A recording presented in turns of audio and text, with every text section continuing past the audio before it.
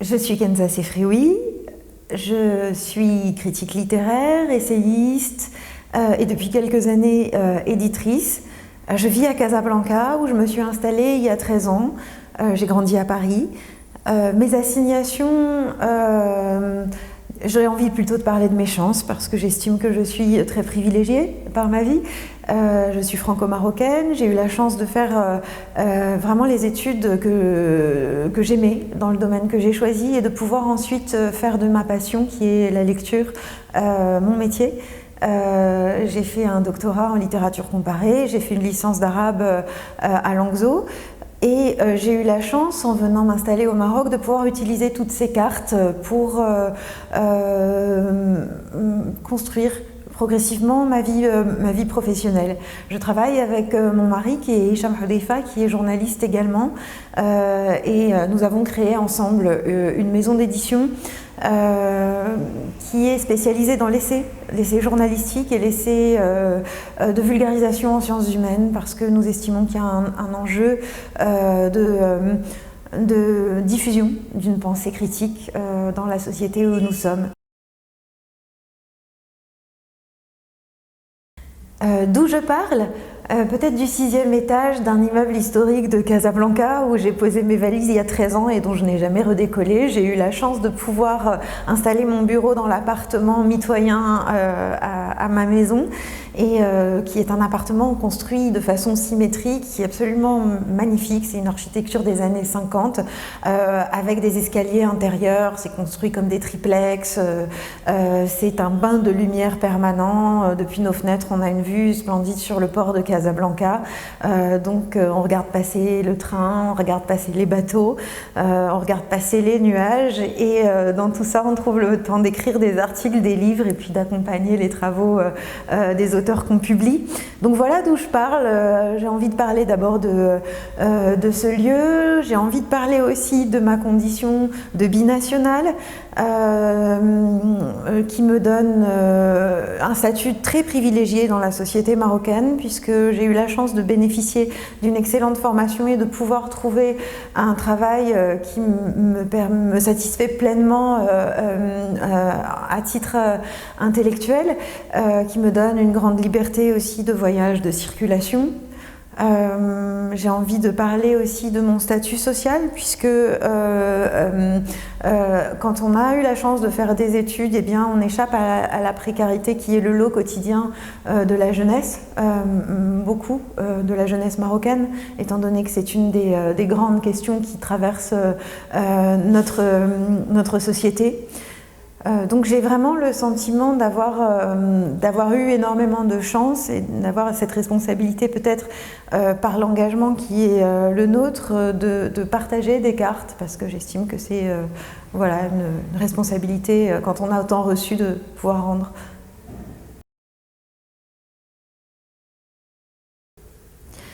À qui je m'adresse ? C'est une question que je n'ai jamais cessé de me poser étant journaliste, critique littéraire, parce que très vite, quand j'ai commencé en tant que critique littéraire, je me suis vite rendu compte que j'allais mettre de côté tout l'arsenal de critiques techniques que j'avais appris à la fac, parce qu'il n'était absolument pas question ni d'étaler ma science, ni de saouler les gens avec un bagage hors de propos. J'essaye de m'adresser à des gens qui auraient envie d'entendre une histoire ou d'avoir envie qu'on leur propose une découverte littéraire, un coup de cœur. Donc je fais très attention justement à la manière dont je m'adresse aux gens, peut-être plus qu'à qui je m'adresse en imaginant peut-être un interlocuteur virtuel que je ne saurais pas cerner ou que je voudrais pas je voudrais pas généraliser et fermer des portes justement en ayant l'obsession de créer un portrait robot de mon interlocuteur, mais j'essaye moi de travailler sur la façon dont je m'adresse aux gens. Mon engagement est évidemment un engagement très lié aux droits humains. Nous sommes devenus éditeurs, Hicham Houdeifa et moi, lorsque le journal hebdomadaire où nous nous sommes rencontrés a fermé en raison de la trop grande indépendance de sa ligne éditoriale, selon certains, après l'étranglement économique de cette publication et les menaces faites sur les annonceurs pour les dissuader de passer de la publicité dans ce média. Et nous avons donc connu l'expérience de la perte d'un média auquel nous étions profondément attachés, dont nous partagions l'engagement. Et le retour à la vie professionnelle dans d'autres supports a été extrêmement dur parce que nous avons pris conscience à quel point nous étions une bulle privilégiée en termes de niveau de l'équipe, en termes d'ouverture d'esprit, en termes de sincérité des engagements. Et puis nous voyons aussi que le numérique prenait une place de plus en plus grande dans le paysage médiatique. Donc du coup, quand on est attaché à la presse écrite, on vous demande des articles de plus en plus courts, les photos prennent de plus en plus d'importance, la vidéo également. Et on s'est dit, on va faire des livres pour continuer à faire l'investigation qu'on ne nous donne plus les moyens de faire dans des médias qui, eux aussi, sont confrontés à une restriction des moyens. Et ça coûte cher l'investigation pour pouvoir prendre le temps, parfois plusieurs mois, et puis se déplacer pour travailler des sujets en profondeur. On s'est dit que le livre pouvait être un excellent support pour poursuivre ces questions. Et donc nous avons créé une collection qui s'appelle Enquête et qui aborde un thème par le biais de plusieurs sujets différents. Nous avons créé également une collection qui s'appelle Les presses de l'université citoyenne en partenariat avec une université privée qui s'appelle HEM, qui organise une université ouverte à tout le monde qui s'appelle l'université citoyenne. Et cette collection, elle est plus dédiée à vulgariser la recherche contemporaine en sciences humaines, en sciences économiques et sociales. Donc voilà, l'idée était quelque part de faire de la traduction pour rendre le plus accessible possible des contenus importants qui soient d'un autre niveau que ce qui peut être accessible gratuitement en ligne et qui va souvent pas chercher très très loin. Voilà, faire appel à l'intelligence des gens. On disait que c'était un enjeu majeur dans notre société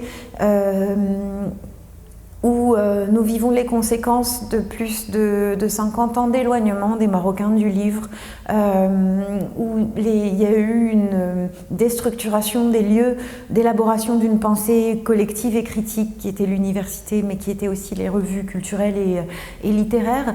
Et aujourd'hui, le livre est une denrée trop peu accessible au commun des mortels. On a 600 bibliothèques publiques pour 34 millions de Marocains, donc je vous laisse imaginer la queue qui peut se produire si jamais les 115 000 potentiels clients d'une bibliothèque se décidaient à venir au même moment.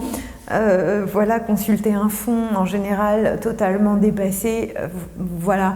Donc on se disait qu'il y avait un enjeu de diffusion du savoir qui était absolument central dans notre société, voilà.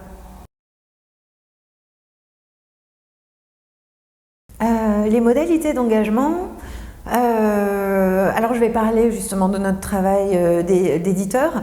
Nous fonctionnons très peu comme une maison d'édition boîte aux lettres. On a plus tendance à décourager les gens et on doit faire énormément de plaidoyer pour expliquer ce que c'est un éditeur. Beaucoup de gens viennent nous dire j'ai une plaquette de poésie, j'ai des aphorismes, j'ai écrit mon autobiographie. On est obligé d'expliquer que nous avons une ligne éditoriale. Qu'est-ce que c'est une ligne éditoriale? Quel est le travail que nous allons faire sur les textes? Donc non, vous ne nous envoyez pas un PDF, vous nous envoyez un document Word parce que votre texte il va être retravaillé. Donc on fait énormément de plaidoyer et puis d'accompagnement aussi des auteurs en proposant une réécriture souvent pour permettre de fluidifier, d'enlever tout ce qui nous semble être des obstacles à la lecture par un public généraliste. On ne veut surtout pas faire des livres qui s'adressent à un public spécialisé. D'autant qu'on a conscience aussi d'être dans une niche parce qu'on est principalement des éditeurs qui publions en langue française, c'est-à-dire qu'on s'inscrit dans les moins de 15% de textes publiés chaque année en langue française. Aujourd'hui, l'arabe a pris de plus en plus de place, retrouve, disons, de plus en plus de place dans la publication avec 82% des textes publiés chaque année. Donc on a déjà conscience de publier pour une frange souvent élitiste, qui elle est plutôt francophone qu'arabophone. On est en train de développer justement un circuit pour pouvoir faire aussi des livres en arabe. Mais comme on a déjà conscience de cette barrière de la langue, on ne veut surtout pas qu'au sein du texte, il y ait des obstacles à la lecture. Et puis on plaide également pour l'égalité des chances, parce que pour l'instant le français est enseigné dès les premières années de l'école primaire. C'est une langue qui n'a aucun statut dans la constitution marocaine, mais dont tout le monde a bien conscience de l'importance de la maîtriser pour avoir des chances dans la vie. Donc on se dit, nous, c'est un enjeu aussi de démocratie, de proposer des livres dans une langue qui ne comporte pas de difficultés particulières et qui permettent de donner le goût de la lecture aux gens. Notre engagement, c'est aussi des sujets qui nous semblent liés à une actualité brûlante. Et on a fait énormément de livres, enfin énormément sur notre microscopique catalogue depuis 5 ans. On a au moins 3 titres qui parlent de la question des femmes. Hicham Houdeifa a commencé lui-même par un livre qui s'appelle « D'autres femmes, d'autres mulets, les oubliés du Maroc profond », où là, il tenait à tirer la sonnette d'alarme sur vraiment la grande précarité dans laquelle vivent nos concitoyennes, notamment dans les zones rurales, mais aussi dans les quartiers populaires des grandes villes, avec la non-application du code de la famille, avec une exploitation économique et sexuelle qui atteint des degrés de gravité terrifiants. Et donc du coup, ça a été un livre cri qui a énormément touché. Le deuxième livre que nous avons publié sur ce sujet, c'est « Islam et femmes, les questions qui fâchent » de Asma Barabès, qui est médecin biologiste, mais qui est également directrice du Centre d'études féminines à la Rabita des Ulama, à Rabat, et qui fait un travail énorme de relecture du corpus religieux, avec l'idée qu'on a une image peut-être déformée du Coran, qui a été réinterprétée par tout le corpus juridique et le corpus des hadiths, et que ces corpus-là ont été le produit de sociétés patriarcales qui ont eu tendance à étouffer tout ce qui pouvait y avoir d'esprit égalitaire dans le Coran. Et donc ça nous semblait un bouquin absolument central dans la réflexion aujourd'hui sur la place des femmes, parce que y a une importance considérable qui est accordée à cet attachement à une culture religieuse, et en même temps une volonté réelle d'émancipation, de jouir de ses droits, d'une pleine et égale égalité avec les hommes qui nous est reconnue par la Constitution.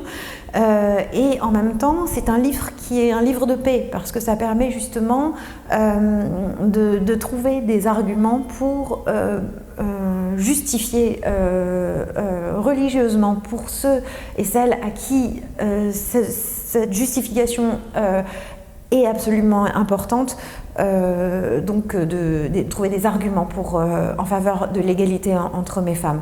On ne tenait pas à avoir un livre qui soit une énième fracture, qui puisse accentuer les relégations ou les assignations. Nous souhaitions que ça puisse être un livre qui donne aux gens la liberté de positionner eux-mêmes le curseur par rapport à leur positionnement dans leur société et par rapport à leurs référents éventuellement religieux ou culturels, en fonction de là où eux-mêmes souhaiteraient placer le curseur. Et c'est un livre qui a également beaucoup touché. Puis il y en a un petit dernier qui vient tout juste de paraître il y a quelques jours, qui s'appelle Dame de fraise, doigt de fée, les invisibles de la migration saisonnière marocaine en Espagne.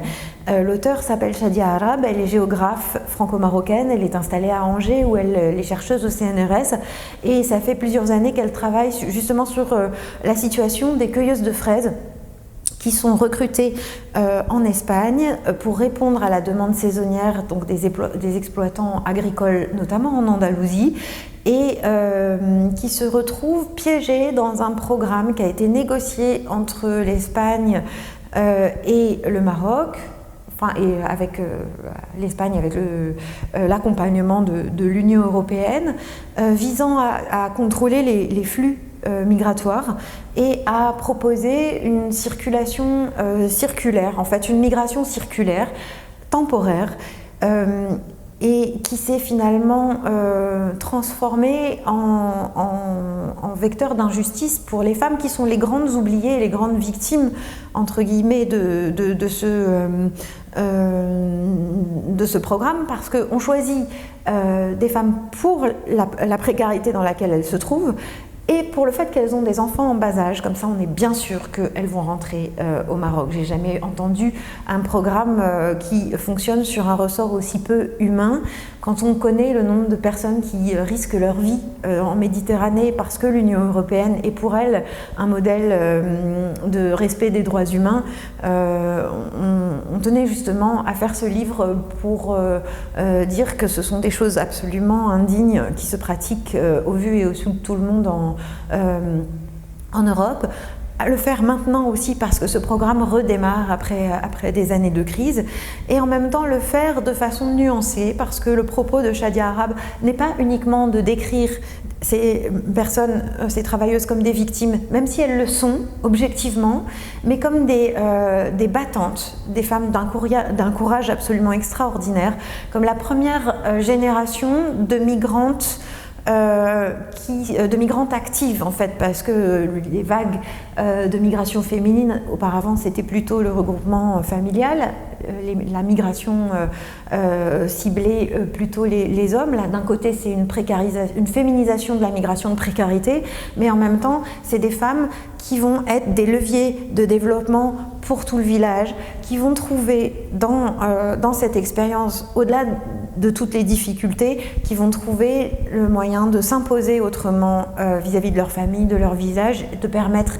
l'électrification, la scolarisation des enfants, donc qui, au-delà de leur sacrifice personnel, arrivent quand même à être un moteur de décollage, mais il faudrait peut-être pas trop tirer sur la ficelle. Voilà le propos de ce livre.